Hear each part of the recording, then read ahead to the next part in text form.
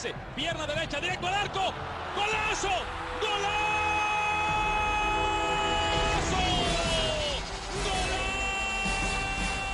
The world of football with a soccer perspective. This is Soccer Today with Duane, Rollins and Kevin Laramee, live on the Sports Podcasting Network. Good day, good night, and welcome to Soccer Today for Tuesday, August 27th, 2019. I'm Kevin Laramee, joined by Duane Rollins. As always, Tuesdays are for European conversations between Duane and I. Of course, tomorrow on Wednesday, we'll go back on the Montreal Impact and their front office cleanup. We'll also touch on Vancouver and Montreal in the new Two Solid Dudes Soccer podcast that will come out later today. But first of all, how you doing today, Duane? Doing well. Tuesdays are indeed for Europe, the European season off in full measure, although the topic that we're going to dive into in our deep sort of main topic today is not the best of ones, although it is one that I've kind of been waiting to talk about for a week or so. It's an important topic to get into, and that, of course, is for those that are aware, Bury and Bolton. And it looks like Bury Football Club, may in fact be dead. There's still an hour to try and scrape something together, but this isn't even Hail Mary time now. This is it's pray morning, at get to the church time. At the 11th hour and 59 minutes, pretty much. I feel bad for Bury and Bolton, and we'll just quickly mention the situation. Of course, financial troubles are forcing Bury to find a new owner, and if that takeover is not successful before 5 p.m. local time, 6 hours from now, the club will be expelled from League One, which they've been playing in. They were in League Two a couple of years ago. So that's for Bury. Bury has been it's an old club. It's there since 1885, I believe. And it's one of the original club of the English Football League for Bury. For Bolton, a club that did see some success over the last few years. I remember them in the Championship and even in the Premier League not too long ago. Now facing financial trouble and could face expulsion from the league as well. And that would be the first time since 1992, Duane, that a team like Bury would be expelled from the league, the English Football League. Maidstone was the last club to do it in 92. You're talking that's the year the Premier League started. So it's been a long time since there's been a club completely ceased to exist. There have been other sort of situations that have come to be. I mean, most famously, we know Wimbledon moved to Milton Keynes and became MK Dons.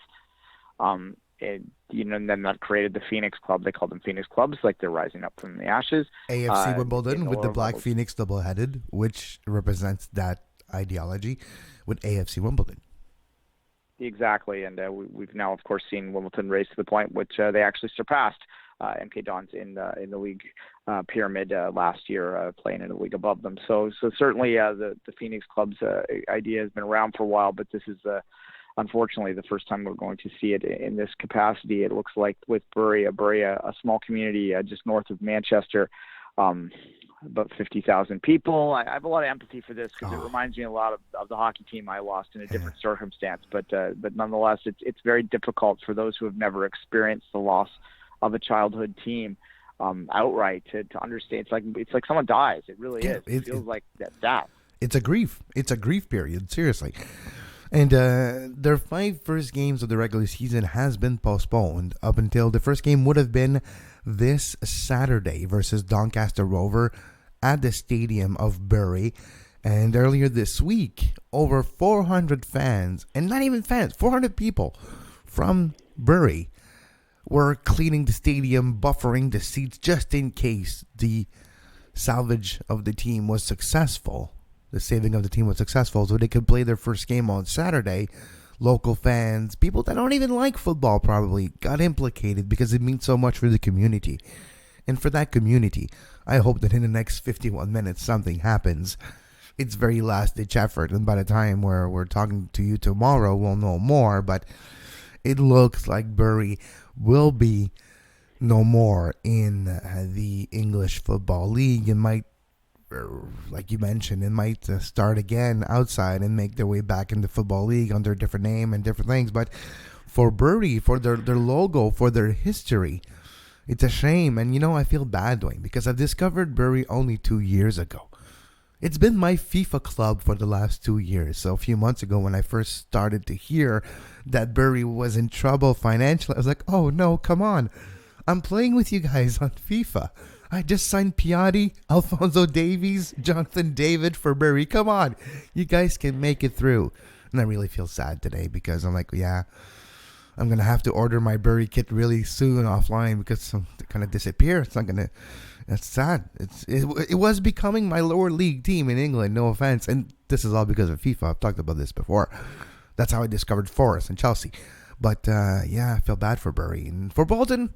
I have a feeling Bolton's going to be fine. I have a feeling Bolton's going to find an answer to that solution and find the money at the right time. But for Bury, I'm disappointed.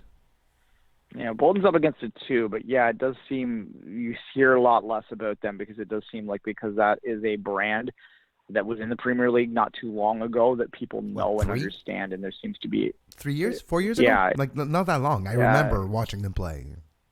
Yeah, Stu Holden when he was with them. So you're not talking that long ago. Look, you mentioned, they lose the logo, they lose the name, like they can't call themselves Bury Football Club anymore. I find this, look, as an outsider to the English system, I'm a very well-educated one in terms of it, but as an outsider, I always find this fascinating. Why do they have to lose those names? If this club is going under, then why can't they just reform at a lower level? And I've never understood this sort of rigid thinking when it comes to this. Yes, something needs to happen here in terms of, they've lost, people aren't getting paid.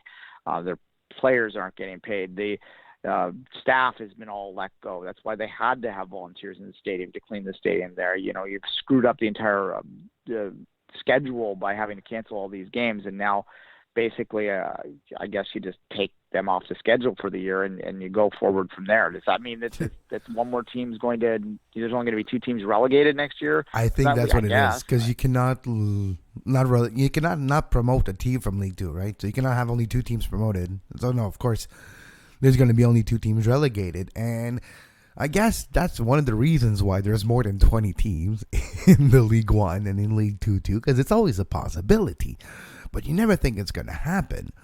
And we often talk about the Premier League and, of course, the Championship, too. But League One has a plethora of clubs with a lot of history from the beginning of football in England, from the Plymouth Argyle to the Accrington Stanley. Accrington Stanley? What was that? Milk. Exactly. So it is for me fascinating to even look at clubs like Plymouth Argyle, Preston North End, the clubs in League One and in the Championship and League Two, and you see trends. Some of them go up, go down. Some of them never reach the Premier League sometime, but just the up and down of the lower league in England. It's fascinating, and you see ups and downs, the ebb and flow of the money. Sometimes it's equalated with result. But again, no one, I'm just putting myself into the shoes of a fan who's going to lose their team in 1 hour. And if I'm them, at this point, when the club gets to this point, because not a lot of fans are left, unfortunately, but still, I lost my baseball team when I was a kid. You lost your hockey team when you were a little older, but it still feels like it's been ripped off from your childhood. It's not easy. It is a grief period. Okay, we're not talking about there's more drama and more important, I would say, issues in the world. But in our world, in our soccer bubble, in our sports bubble, losing your club is a grief. It is losing a loved one. And I would equivalent to losing a pet, losing a member of your family. What are you going to do? What is a super fan of Bury who's in his office right now looking at all those memorabilia on the wall? How is he feeling today? Yeah, losing a pet's a pretty good analogy in the sense that there are certain people in the world that just won't get it. They won't get the grief you're feeling. They won't understand why this is a big deal to you. But there are other people in this world that will absolutely get it and will be offended by the fact that someone else doesn't get it. You know what I mean? That's kind of what it's at. What I would say, and just to continue the thought I was making earlier, yes, technically they're going to lose the logo and the history and the name and all that sort of stuff. But as we've seen with Wimbledon, as we've seen with Rangers in Scotland, where that is not actually the same club as Glasgow Rangers have passed, right? It has been reformatted as a different club altogether that is now, won its first 3 games and has a Old Firm derby this weekend upcoming. That is a different Rangers, but really it isn't. Exactly. Because it's the same It's stadium. not. Well, yeah, it's true. So hopefully Bury finds a way to... Oh, go ahead, sorry. Yeah, I do know. I have listened to the Bury Supporters Trust. The president of the Bury Supporters Trust did say that they have had for 2 years now. This tells you how bad this has been and how long this has been going on for 2 years now. They have had plans in place to almost immediately register for the Phoenix application. Now, look, it's a long way back when you're that far down, and we've seen other clubs like we've seen Rangers drag themselves down from the very bottom of the Scottish division. But that is a club that even at it, what happened there was a much different situation. It was just a mismanagement out of an epic epic level, and it wasn't necessarily about fan support, right? There's still fans there, but this is going to be a much longer battle. Just to clarify, Rangers wasn't a lack of money. It was a mismanagement of money, embezzlement, and other people doing things that are not supposed to with the money, which led to that being the solution to rid themselves of what the infrastructural problem was with the money in Rangers. Now, when we look at Bury, it's a bit of a different situation where it's the lack of money, the lack of funds, the lack of ways to generate money in a way that banks and everyone else will be willing to give you the money in time. So there's a lot of, I would say, ultimate major flaws with this Bury, unfortunately, and that would lead to their demise today. But yeah, Rangers, at least the fan base were there, and the Scotland laws are different than the ones in England. So it was a bit easier for Rangers to just continue and part of course versus Bury, who's going to have to change pretty much their identity. Well, they're going to go down to from the Conference. 4th tier to the will it be even lower than that? They'll probably start in a local league. I'll have to look precisely, like the 8th tier or so. I think they can get a little bit. There's 11 tiers, I believe, in English German altogether. I don't think they start at the very, very, very bottom. But they started the 6 at least. 6 or 7, like amateur Tuesdays or something. Yeah. Coming to a park near you every Tuesday night during the adult league season, newly formed Bury FC will face off versus Joe Frash and his friends. Yeah, no, they start way down. It would be probably, their goal, I suspect, and I've heard this from the Supporters Trust individual, is that their goal is to get back to the Football League. They're never looking to get to the very top of the game, to the Premier League again. That is probably unrealistic for a team like that. Although we have seen communities of similar size, Burnley, for instance, get to the Premier League, but it is difficult for them to get much higher than that. It is difficult for that. And that's, look, one of the great faults, I think, right now, and what you'll hear a lot when you hear people in the UK talking about this, there's not a lot of protections to protect fans from owners that basically, their eyes grow bigger than their stomach, is what they're saying in English anyway. So they tend to overspend to get to levels that their club can't sustain. And that's a very difficult thing for anyone to sort of do if you're a sports fan. Like, of course, think about when you play Football Manager, folks out there, like you take over Bury or whoever and you go, yeah, I'm going to spend it, I'm going to do all this, and that's a video game in this case, but you still end up getting in trouble, getting fired because you can't manage the budget.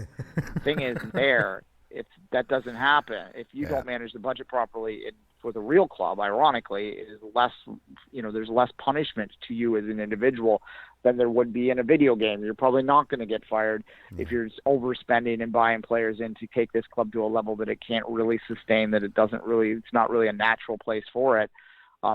It's just, there's less punishment for you. And that's, I guess, what I heard also someone say when it was the Bury situation, is that it almost might be a blessing in disguise for them to Phoenix. To change the law. Phoenix is, they're going to find their level, and the people that stick with them and support them are going to, this individual said, might even find that they end up enjoying it a bit more because it will feel a little bit more personal at that point. And I think if you talk to Wimbledon fans, they have empowered themselves. They were the originals really in this. They, as I said, they stood up and said, screw you. You're not taking our club. You can move it there. We're not going to acknowledge them. We're going to just start our own. And we are the Dons. And then, it's the point that they're getting fined when they play each other for not putting Dons on the sign, or they were threatened with fine if they didn't publish the name MK Dons in the both social media or anywhere. No, I was trying the game sheet, the games, whatever. Yeah, God, I can't think today. I can't word find today. At any rate, they were threatened with that, so they just didn't program. That's what I was looking for. Game day program. Okay, yeah. So they just didn't publish one last time they played. I mean, it's petty, but it's hilarious. Well, I agree too. I get it as the Hamilton OHL hockey team will never cease to exist in my mind for the same reason. So there you go. Well, for me, I think though that there needs to be another way to look at this situation. I get it, an owner or an ownership group or anything else that are owning a team and financially losing the trust of their supporters, their fans, and eventually the club is in troubles like this. Yes, there should be ramification for the owner. There should be ramification for the team itself too. You change league, you drop points and stuff like that. But at least that social contract between that team and the community should not be at stake.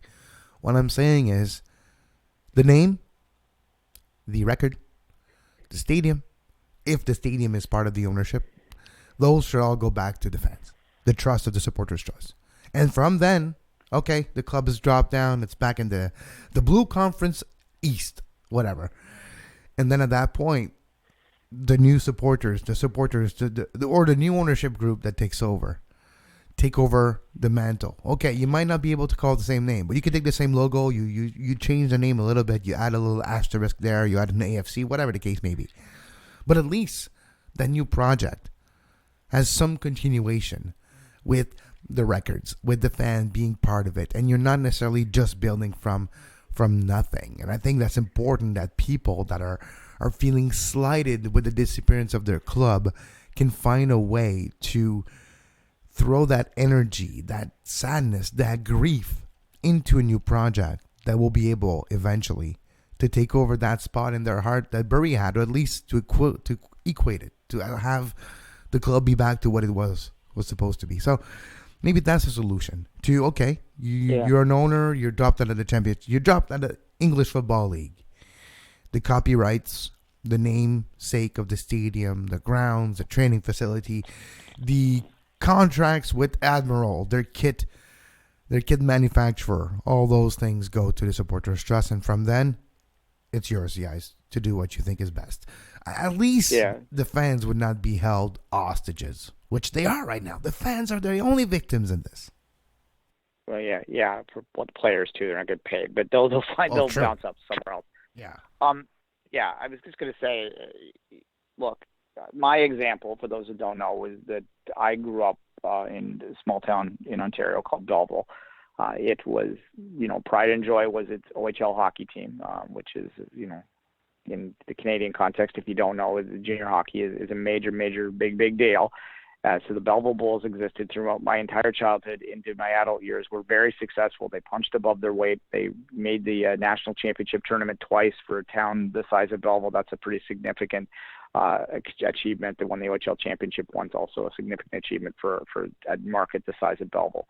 Anyway, long story short, an owner decided, basically just to sell them without giving the city any opportunity to keep them. And just happened very quickly. In about a month it happened, and suddenly this team was just pulled out from under me. And it was, like I said, it felt like a death. But one thing Belleville did, the city, when they realized that this was happening without their control, they demanded that they were able to keep the logo and the history for theirs. And that was the one thing that the OHL did for them that they'd never done before, is they gave them their history and they gave them their logo. They kept that empowerment, and it made what was a terrible situation just a little more palatable, in the sense that if this team ever does return, that at least it can just pick off where it left off history-wise, not just symbolically, but literally. And I struggle with the fact that clubs, the EFL, can't do this for communities. It's the least they can do in my mind. It was the least the OHL could do. It's the least the EFL could do in this situation, is say,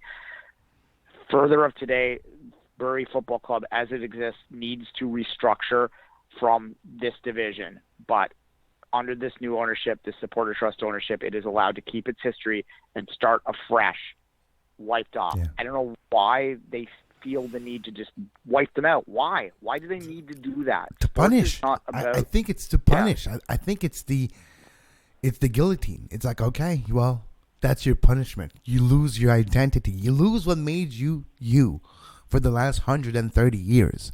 And now you have to fight your way back there.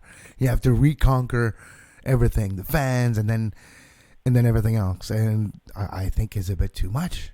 I think maybe it was the deterrent back then. But now, with financial state of some things in the world, it can happen out of the blue. And we're not talking about a League 2 team disappearing here. It's a League 1 team. Not even in the last division the bottom of the English Football League. One tier up than that. So it's not a team that was struggling on the pitch over the last few years. Obviously, they were able to maintain themselves in League 1. So, yeah. So, if it happens to one team, it happens to Bolton, who won the Premier League not even 5 years from today. Exactly. It can happen to, outside of the top 7 club of the Premier League, could happen almost to anyone. Just need 2-3 years of bad luck. Look, Blackburn Rovers were in the Premier League in 2011, 2012, 2013. And they could be out of the Football League in a few years, not because of expulsion, but just because of relegation. So things escalate quickly, and it's unfortunate when it's because of financial reason.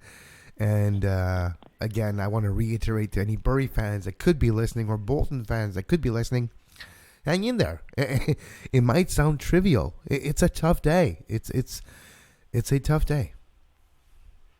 No, for absolutely. I just looked quickly while you were looking. When Wimbledon restarted as a Phoenix club, it started in the Combined Counties League, which I'm just trying to figure out where that is in the pyramid. Just give me one moment. The Combined Counties League is levels 9 and 10 in the pyramid. So you start pretty much at the bottom. You started from the bottom, so to speak.